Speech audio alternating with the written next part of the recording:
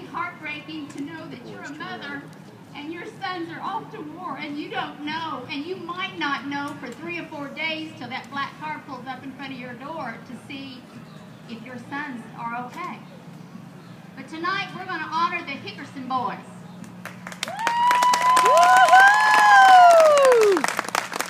And these Hickerson boys, to me, they're dandy. I had the honor, when I first come in working with the festival committee, I got the honor of meeting Miles. And with Miles, you did it right the first time, so you wouldn't have to do it the second time. But Miles, he was in the United States Army. He entered the military on January the 19th, 1942. His assignment, he was the 1st Armored Division, Signal Battalion, Cannon Company, 255th Infantry. He had the rank of a Technician Corporal, 5th grade, and his role was the Signal Battalion.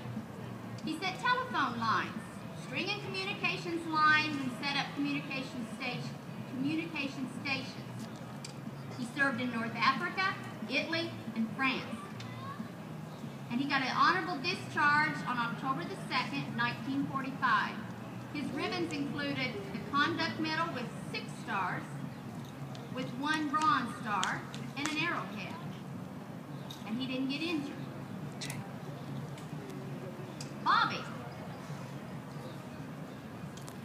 Bobby entered the United States Army also on December the 7th, 1942. So Miles went in January, and at the end of the year, Bobby went in. He was in the 1st Armored Division, Company H, 255th Infantry. He was a private 1st class.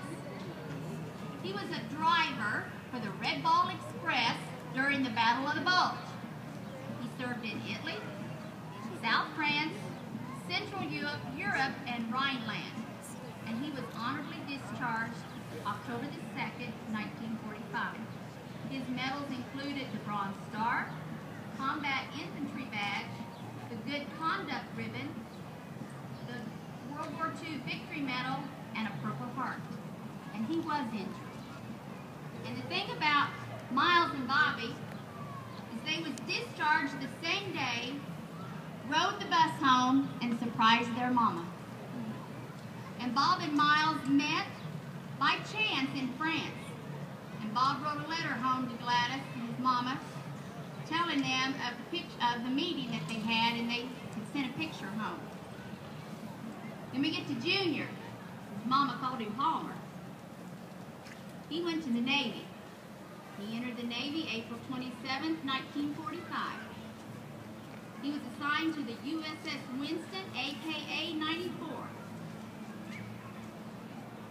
And he had an amphibious cargo ship. He was a boatswain mate. He served in the Pacific, and they're not quite for sure what day he was discharged. He was given the Purple Heart, and he suffered severe hearing loss due to a gun being fired while on board. And I can attest to that, because the same thing happened to my daddy on his ship. Then we get to Jimmy. He was in the Air Force. He entered the military on June 22nd, 1949. He was in Korea, 13th Air Force Unit, Squadron 3735. He was a sergeant 1st class. He was a radio technician, served in Philippines. He was discharged on May 5th, 1952. He got the Good Conduct Medal. We get to Jack, as his mama called him Jackie. And if you think about it, her sons, she all put IE on the ones that she could. Jack was in the Air Force also. He entered on January the 9th, 1951, served in Korea, 374th Maintenance Squad. He was an Airman 2nd class, and he was a parachute rigger. And he served in Japan. He was discharged on January the 8th, 1955.